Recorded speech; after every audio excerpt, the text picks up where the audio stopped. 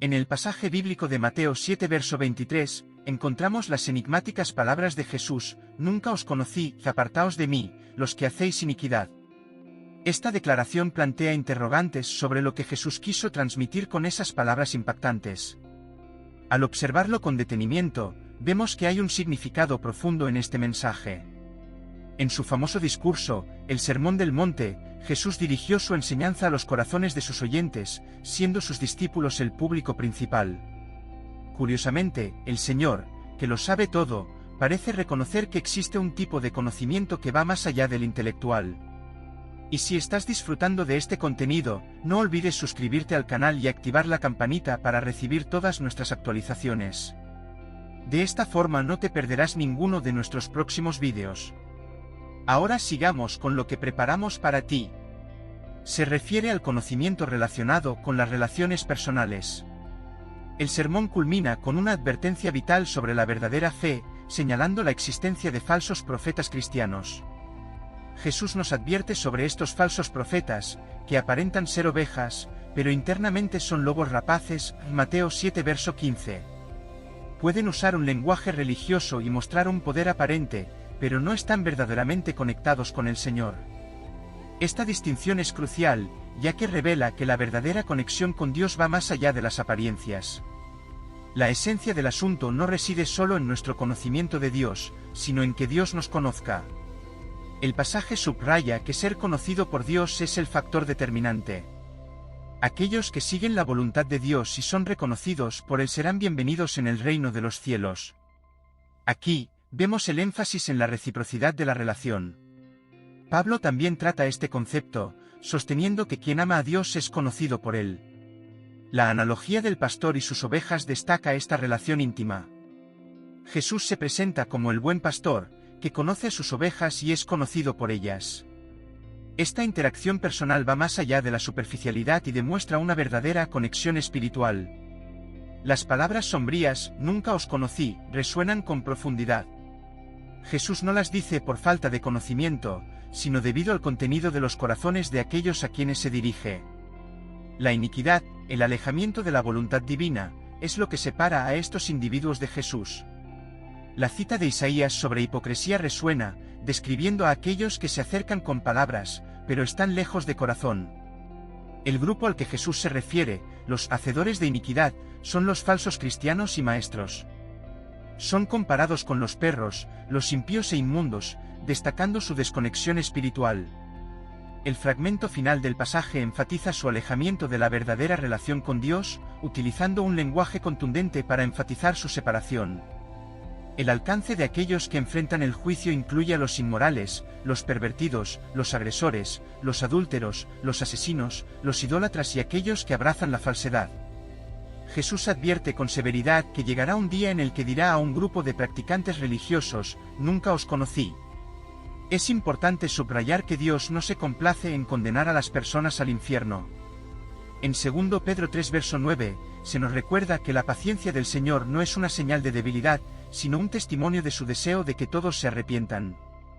Muchos intentan justificarse como merecedores del cielo basándose en sus obras, pero eso es insuficiente. Aunque puedan afirmar realizar buenas obras en nombre de Cristo, descuidaron la obra principal que importa a Dios, tener fe en aquel que Él envió. Por lo tanto, Jesús, el juez justo, los condena a la separación eterna. Esta advertencia de Jesús se aplica a aquellos que pronuncian «Señor, Señor», pero no logran integrar su vida espiritual con su vida diaria. Pueden asistir a la iglesia y cumplir deberes religiosos, pero sus acciones contradicen la fe que proclaman. Hay quienes hablan elocuentemente, pero viven de manera inmoral. Aseguran seguir a Cristo, pero actúan en contra de sus enseñanzas. Jesús se declara como el juez supremo de todas las personas, un rol que debió sorprender a aquellos que lo veían solo como un maestro local. Su afirmación destaca la idea de un futuro día de juicio, cuestionando si las búsquedas que nos consumen ahora tendrán la misma importancia en ese momento. ¿Podremos defender nuestras elecciones cuando todo lo terrenal se desvanezca en insignificancia? Reflexionando sobre las palabras de Spurgeon, descubrimos que las personas a las que Jesús se refiere aquí no carecían de acciones espirituales, como profetizar, exorcizar y hacer maravillas. Sin embargo, Esos logros no tienen valor sin una verdadera comunión y conexión genuina con Jesús. Realizaron estos actos en nombre de Jesús, pero no tenían una relación auténtica de amor y comunión con Él. Nunca os conocí, declara Jesús. La salvación depende de conocer a Jesús íntimamente y ser conocido por Él. Esto va más allá de la simple confesión verbal o la confianza en acciones superficiales. Este mensaje nos recuerda que la fe sin una relación sincera es insuficiente. Las acciones que llevamos a cabo en nombre de Jesús deben estar arraigadas en una conexión auténtica y devoción sincera. Al explorar este pasaje, descubrimos la esencia de una fe verdadera, una relación con Jesús que impregna nuestras acciones y decisiones, llevándonos a una verdadera transformación del corazón y la vida. El trabajo espiritual es nuestra conexión con Él, a través del don de la fe que Él nos otorga, que garantiza nuestra salvación. Conectados a Jesús, estamos seguros. Sin conexión con Él, todos los milagros y grandes obras no significan nada. ¡Qué palabra tan terrible, qué separación tan terrible! Apartaos de mí, del mismo Jesús a quien proclamaste. En comunión con Él se encuentra la vida eterna. En Cristo, todo es paraíso, separados de Él, todo es infierno. Jesús es el juez, las llaves están en sus manos. Separarse de Cristo es el propio infierno del infierno. Es la base de toda la miseria de los condenados, ser excluido de toda esperanza de beneficio de Cristo y su mediación. La verdadera fe en Cristo se prueba por la obediencia a la voluntad del Padre. Decir solamente, Señor, Señor, y reclamar creencia no es suficiente, también es necesario seguir y obedecer los mandamientos del Señor.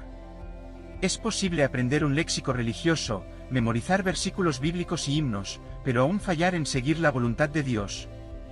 Aquellos que verdaderamente han nacido de nuevo tienen el Espíritu de Dios morando en ellos. Con la ayuda del Espíritu Santo, son capaces de entender y seguir la voluntad del Padre. Pero si alguien no tiene el Espíritu de Cristo, no es de Él. Romanos 8 verso 9, Nueva Versión Internacional. El amor de Dios en sus corazones los impulsa a obedecer a Dios y servir a los demás. Romanos 5 verso 5, Nueva Versión Internacional. La esperanza no defrauda, porque el amor de Dios ha sido derramado en nuestros corazones por el Espíritu Santo que nos fue dado. Una vez que la puerta se cierra, nunca se abrirá de nuevo. Sin embargo, hay quienes mantienen la esperanza de que esa puerta pueda abrirse de nuevo, pero no hay nada en las Escrituras que respalde tal expectativa. Por lo tanto, todos aquellos que escuchan estas palabras y las ponen en práctica serán como un hombre sabio, astuto y sensato, que construyó su casa sobre la roca.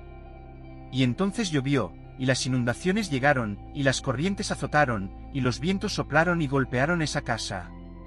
Sin embargo, no se derrumbó, porque estaba cimentada en la roca. Y todo el que escucha estas palabras mías y no las sigue será como un hombre necio que construyó su casa sobre la arena. Y llovió, y las inundaciones llegaron, y los vientos soplaron y golpearon esa casa, y se derrumbó, y su destrucción fue total. Mateo 7 verso 24 a 27. Los oyentes de Cristo pueden ser categorizados en dos grupos, aquellos que escuchan y siguen sus enseñanzas, y aquellos que escuchan pero no actúan de acuerdo a ellas. Cristo predicaba a una multitud diversa, y de esta forma, los separa, como lo hará en el gran día cuando todas las naciones se reúnan frente a Él para ser juzgadas. Escuchar a Cristo no solo se trata de oírle, sino de obedecerle. El Señor estaba ilustrando un punto clave: nuestra profesión de fe en Cristo será aprobada ante Dios. Aquellos que han confiado en Cristo y demostrado su fe a través de la obediencia no tienen nada que temer. Fundados en la roca, sus casas permanecerán firmes. Sin embargo, aquellos que afirmaron confiar en Cristo pero no obedecieron a Dios, serán condenados. No podemos tomar a la ligera este sermón, pues es la palabra que Dios nos ha dado. Debemos postrarnos ante Él y someternos a su autoridad, pues todos seremos juzgados. Cuando Jesús terminó de pronunciar estas palabras en el monte, las multitudes quedaron asombradas y abrumadas por su enseñanza, pues enseñaba como alguien que tenía autoridad por voluntad propia, y no como los escribas que dependían de otros para validar su autoridad. El sermón fue magnífico, y es probable que se haya dicho más de lo que está registrado aquí. Ahora estaban sorprendidos con esta doctrina. Es de temer que pocos de ellos hayan sido llevados por ella a seguirlo, pero en ese momento estaban llenos de admiración. Entregó su discurso con un tono de autoridad. Sus lecciones eran leyes, su palabra, un mandato. Cristo en el monte demostró más verdadera autoridad que los escribas en el asiento de Moisés. Entonces, la pregunta es, ¿cómo servir a Dios de manera aceptable? Es una cosa caminar con Dios y servirle a nuestra manera, y otra muy diferente es servirle según el estándar o manera que Él establece. Recordemos cuando Él le dijo a Saúl que la obediencia es mejor que el sacrificio. Esto significaba que no podemos intentar servir a Dios en nuestros propios términos, sino únicamente alineados con su voluntad revelada. Es importante distinguir entre estos dos enfoques, porque muchas personas han declarado con vehemencia que caminaron con Dios y cumplieron su voluntad, solo para que Dios les diga, apártense de mí. Primero, acérquense con sumisión reverente. La palabra de Dios nos da una visión profunda de cómo Jesús oraba. No estuvimos allí para verlo, pero gracias a Dios por la Biblia. Hebreos 5 verso 7 nos dice que, durante los días de su vida terrenal, Jesús ofreció peticiones específicas y súplicas apremiantes por lo que necesitaba, con gritos y lágrimas fervientes al que podía salvarlo de la muerte. Y fue escuchado debido a su sumisión reverente a Dios, su ausencia de pecado y su determinación inquebrantable de cumplir la voluntad del Padre. Sabemos por qué Dios siempre escucha las oraciones de su Hijo. Dice que Jesús fue escuchado debido a su sumisión reverente. ¿Cómo mostramos esta sumisión reverente? Hebreos 5 verso 7 hace referencia al momento en que Jesús oró en el jardín de Getsemaní. Y la descripción de lo que sucedió en esa ocasión es un ejemplo de ello. Sumisión reverente, entonces, consiste en decirle al Padre, no como yo quiero, sino como tú quieres. Hágase tu voluntad. Implica renunciar a nuestra propia voluntad y aceptar la voluntad de Dios. Jesús nos dio una oración como modelo, por supuesto, es lo que llamamos la oración del Señor.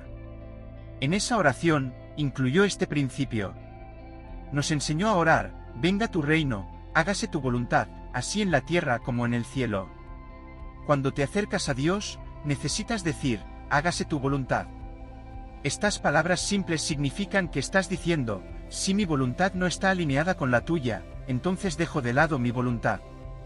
Estás diciendo, cuando nuestras dos voluntades entren en conflicto, que prevalezca la tuya. Segundo, sé genuinamente dedicado a Dios. La dedicación habla de un compromiso del corazón que no se rompe fácilmente o se desanima, segundo Crónicas 15 verso 14 a 15. Además, hicieron un juramento al Señor con voz alta, con trompetas jubilosas y cuernos. Todo Judá se regocijó con el juramento, porque lo hicieron de todo corazón y lo buscaron con sinceridad, y les permitieron encontrar a Dios. Así, el Señor les dio descanso por todos lados.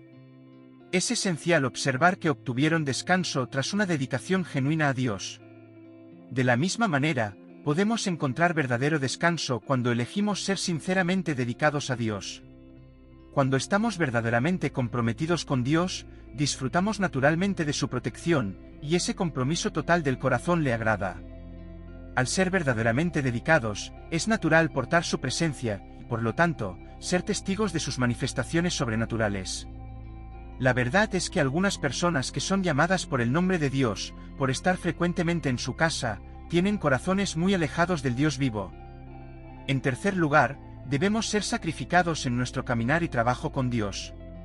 La mayordomía para Dios requiere un cierto nivel de sacrificio, ya que a veces la obediencia puede ser incómoda para nuestra carne, aunque es necesaria para caminar en las bendiciones de Dios a lo largo del camino. El sacrificio normalmente involucra nuestro tiempo, habilidades, energía y recursos, para ver que el reino de Dios avance en la tierra.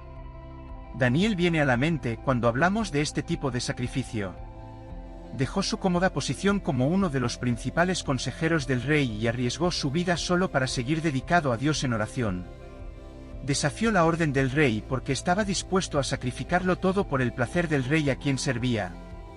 Abraham también sabía lo que era servir a Dios de manera sacrificial. Oremos, Padre, estoy agradecido por cada privilegio que me has otorgado. Gracias por las oportunidades de buscar el avance de tu reino. En el nombre de Jesús, pido por la gracia de servirte de manera aceptable, con alegría, dedicación y compromiso. Amén.